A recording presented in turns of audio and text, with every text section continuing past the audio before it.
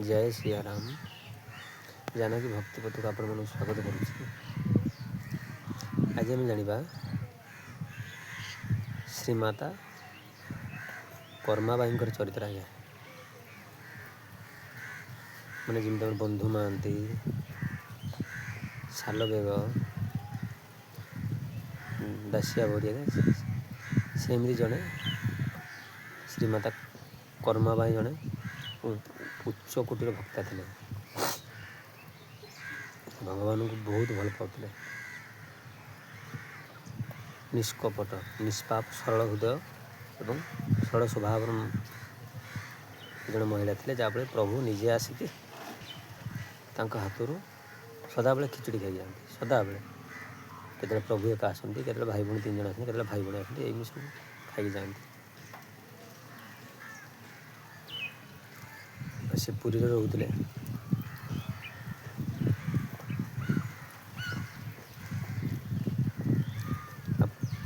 पुरीर एक कथा समस्ते प्राय जानते, जो मैंने सब जानी से मैंने सदा बेले जाती पचारती, माँ माँ आज प्रभु आज आई श्रीमाता कर्माबाई। हाँ प्रभु आई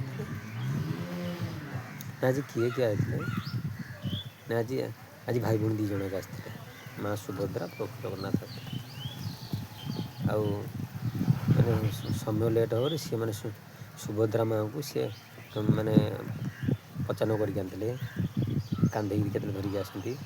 एम सब भाई भौणी 2 जन 3 जन सब आसते। अब समस्ते भी जानी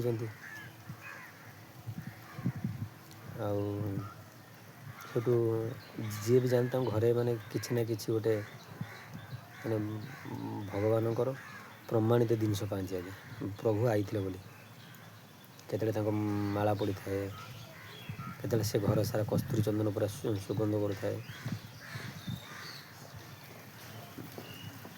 माने एमती आज्ञा बहुत प्रमाण पाते।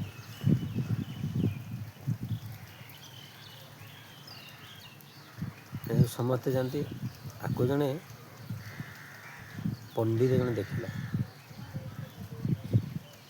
पंडित जन देखला अपन जानते आज्ञा अल्प विद्या भयंकरी सब कथा कहुए। जिते बड़े पंडित होता है सी जनकर कथा शुणला बेले सब निर्गुणी हो शुणा दरकार। मैंने समस्त किसी ना शुणवार अच्छे। ए कर्मा भाई आज्ञा कहते आज्ञा महाप्रभु। हाँ प्रभु तो सी मैंने से भक्तिर अंध भावर अंध सी किसी देखते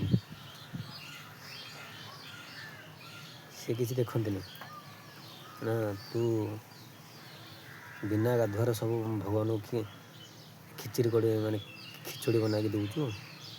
ये सब ठीक नुह।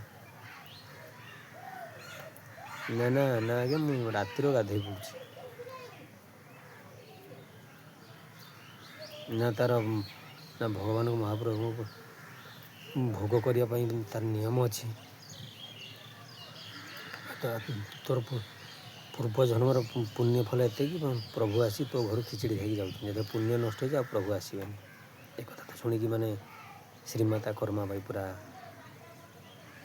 पूरा माने भारी मन दुख कले। आज्ञा कौन करू कहतु ना प्रथम उठिकी आगे गोटे थर माने मृदु पानी स्नान करूँ, तापर जा लुणी पानी समुद्र स्नान करूँ, तापर आसी पुणी गोटे थर मृदु पानी स्नान करूँ, तापर माने मुंडर चंदन टीका लगेब, तापर चुली पूजा करूँ, तापर कढ़ई पूजा करूँ, तापर ये कर सब विभिन्न प्रकार सब ये करे।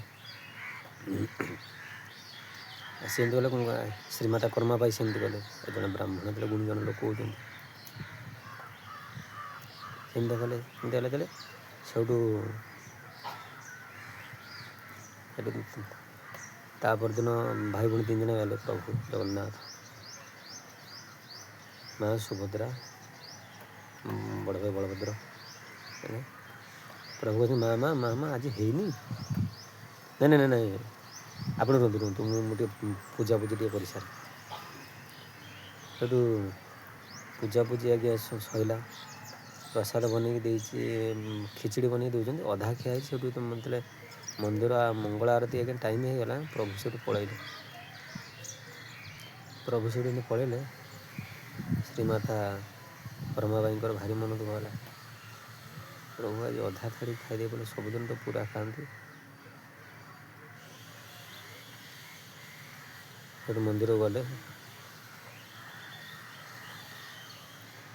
କହିଲେ ଜୟ ମୋର କ'ଣ ଏମିତି ଅସୁବିଧା ହେଲା, ଆପଣ ଆଜି ଅଧା ଖାଇକି ଆଇଲେ, ମାନେ ଖିଚୁଡ଼ି ପୁରା ଖାଇଲେନି। କହିଲା ମା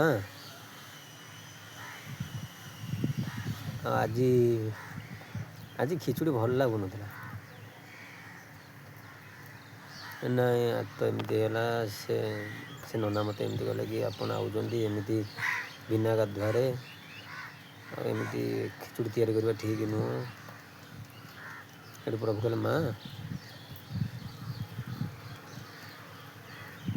ସମସ୍ତଙ୍କ ପାଇଁ ଗୋଟେ ନିୟମ, ତମ ପାଇଁ ଗୋଟେ ନିୟମ। କାରଣ ତମେ ଯେଉଁ ଭକ୍ତି ଭାବରେ ଯେଉଁ ତିଆରି କରୁଥିଲ ଭଲ ଲାଗୁଥିଲା, କାରଣ ତମେ ଏତେ ପୂଜା ଅର୍ଚ୍ଚନା କରି ଭଲ ଲାଗୁଥିଲା। କାଲି କତିରୁ ଯଦି ତମେ ସେମିତିଆ କରିବ, ତାହେଲେ ଖାଇବା ପାଇଁ ଯିବୁ, ନହେଲେ ଆମେ ଭାଇ ଭଉଣୀ 3 ଜଣ ଆସିବୁ।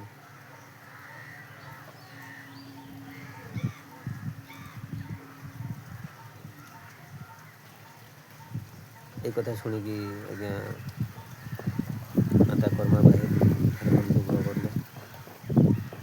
ମନ ଦୁଃଖ କଲା ପରେ ଆଜ୍ଞା ସେଇଠୁ ପୁଣି ଚାଲିଲେ, ସେମିତି ଆଇଲେ ଗଲେ। ଏ କଥା ରାଜାଙ୍କ କାନରେ ପଡ଼ିଲା ଆଜ୍ଞା, ପୁରୀ ରାଜାଙ୍କର କାନରେ ପଡ଼ିଲା। ସନ୍ଧାନ କରିଗଲେ, ଯେମିତି ସନ୍ଧାନ କରିଗଲେ, ହେଲେ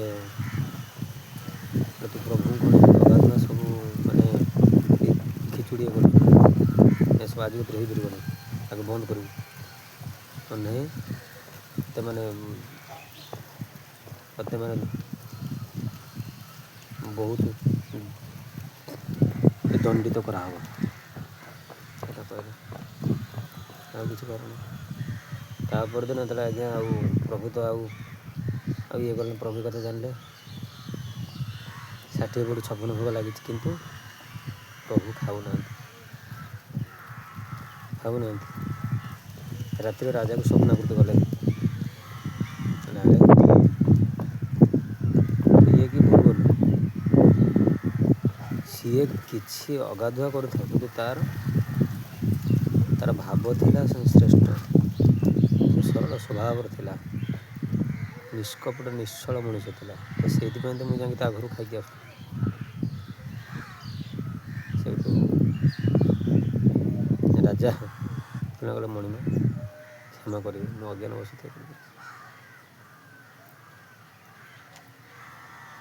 ଏ ହେଲା ଆଜ୍ଞା ଶ୍ରୀମାତା କର୍ମାବାଇଙ୍କର ଚରିତ୍ର। କାରଣ ଆପଣ ଯାହାକୁ ପୂଜା କରନ୍ତୁ ଆଜ୍ଞା, ଏଥିରୁ ଆମେ ଶିଖିଲେ କ'ଣ, ସ୍ୱଭାବ କଥାବାର୍ତ୍ତା ଚାଲିବ ସବୁବେଳେ ସରଳ ହେବା ଦରକାର। ସରଳ ମଣିଷକୁ ହିଁ ଭଗବାନ ଶୀଘ୍ର ଆସନ୍ତି ପାଖକୁ, ଶୀଘ୍ର ଦେଖା ହିଁ ଦିଅନ୍ତି। ରହିଲି, ଜୟ ସିଆରାମ। ଭାବୁଛି ମୋ ଭିଡ଼ିଓ ଆପଣଙ୍କୁ ଭଲ ଲାଗିଥିବ, ତ ଆପଣମାନେ ନିଶ୍ଚିତ ମୋତେ ସପୋର୍ଟ କରିବେ।